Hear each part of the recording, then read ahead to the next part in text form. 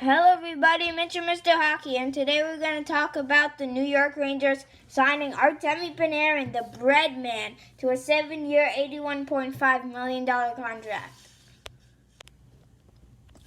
In the 2018-19 regular season, he played in 79 games, 28 goals, 59 assists for 87 points. He was a plus 14 in plus minus, 23 penalty minutes, 191 shots, 8 game-winning goals, and a 54.1 Corsi for, which means that 54% of the time, 54.8% of the time, when he was on the ice, his team had the puck. Panarin, who went undrafted and then signed with the Chicago Blackhawks and won the Calder Rookie Trophy in 2016, will get $14 million, but his cap hit will only be $11,642,857. In the playoffs this season, he also put up good numbers.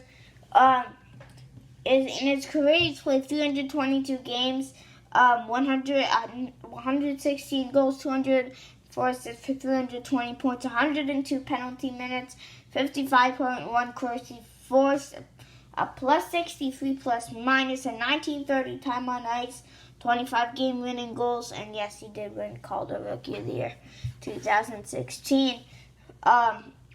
What a big deal for the Rangers. 2 weeks ago, they just looked like a team goaltended by Henrik Lundqvist that was in the midst of a rebuild. Now, they've got the 3 pillars that you need to win a Stanley Cup. Henrik Lundqvist, a stud goalie. He may be old, but he's still a legitimate goalie. He's your net. You've got a stud defenseman in Jacob Trouba, and now you've got a really stud forward in Artemi Panarin.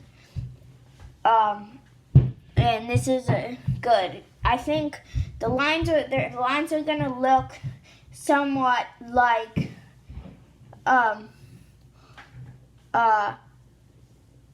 Panarin, Mika Zibanejad, and Pavel Buchnevich on the first line. Chris Kreider, Ryan Strome, Capo Kakko, another player they acquired. He was drafted second overall this year. Third line, Vladislav Nemesnikov, Philip Chytil, and Vitaly Kravtsov. And then fourth line, Elias Anderson, Brett Howden, and Jesper Fast. I think that the first line is very good. And this is a good deal for the Rangers. Panarin will be 34 when his deal expires. Artemi Panarin, who is an unrestricted free agent, he's going where he wants to go, so that's good for him. Although, quick couple questions now. Can Artemi Panarin produce like his contract when it matters, down the road, in the playoffs? When the Rangers are ready to go deep, can he be that guy? His stats in this playoff suggest, yes, he can be that guy, but I've always had wonders if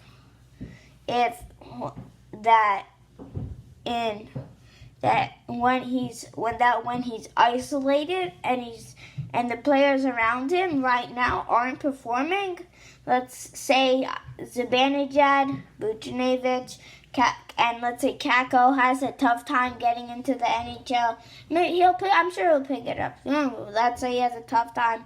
Kreider, he could be traded. There's been a lot of rumors about that. Then is he going to be able to step up and earn that money? And will Panarin be a captain? And the answer to that is I don't think can be a captain because he will be a captain because first they have Mika Zibanejad, who is younger than Panarin, who they've had for longer. They've had Buchnevich, and they've got also Vladislav Nemesnikov. And the newly acquired Jacob Trouba could be one. Capo Caco, a couple years down the road, maybe 5 years, could be one. So I don't think he'll be captain. Because he has a tough time speaking English as a Russian, and you most of the time need a captain who can speak good English. Okay, now the final big question. Is this a good deal for the Rangers? Now, everybody's like, well, of course this is a good deal for the Rangers. I mean, you just got the top unrestricted free agent on the market. How could this not be a good deal? And because I look at the Vancouver Canucks and 2016 offseason, they signed Louis Eriksson. And all that gets you to first round. You can't keep going into the first round and lose, and that's it. Because you're not going far. You're not training your teammates. You're not training your team to go far and deep into the playoffs. It's not good to just keep doing that. And if the Panarin signing pushes them over the edge into the playoffs and they're losing in the first round, I mean, look, at the minute they don't even own New York. Forget about being the best team in your region or your division or in the Metro Division. You're not even the best team in New York. And New York reached the quarterfinals last year, the round 2. So if this puts the Rangers, I mean, everything has happened fast and it's been tough to evaluate everything. But if this deal pushes the Rangers into this position that the Penguins were in last year, I mean, we saw how such a talented team, I mean, Crosby, Kessel, Malkin, Letang, Murray, when they got swept by the Islanders in the first round. Is this a team that can go deep? And then also, how will you make those? And if not so, how will you make those adjustments to add those key players? Because you're going to need more defensemen down the road. How will you make the adjustment to add key players down the road when with a tight and you're going to have a tight salary cap? Because the Zibanejad's going to need a raise, Buchnevich, Kako eventually down the road, Jacob Trouba is being paid. So you don't want. So I know I use the Vancouver Canucks as a reference a lot, but but what happened with them is they spent money and they're a borderline team. So does this mean the Rangers are now a borderline team who won't get a draft pick? And I think that's the thing we're going to need to find out.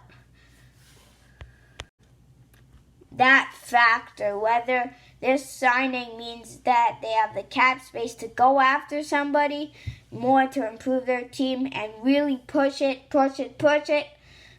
or if this signing means that they've committed so much salary cap to one player, and then also with their other players that they're in their funk and they're never going to get out of the second. Maybe they'll get to the second round once. So I think that's going to really define if it's going to decide if this signing is worth it or not. So thanks for watching, guys. Don't forget to like and subscribe. Drop a comment in the comment section about what you think about the signing. Tell your friends about the YouTube channel. Don't forget to hit like and subscribe, and I'll see you in the next one.